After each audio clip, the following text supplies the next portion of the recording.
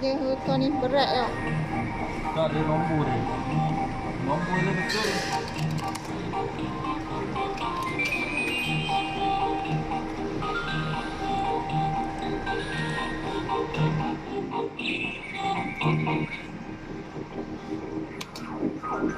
Selamat dah. Yeay! Dapat!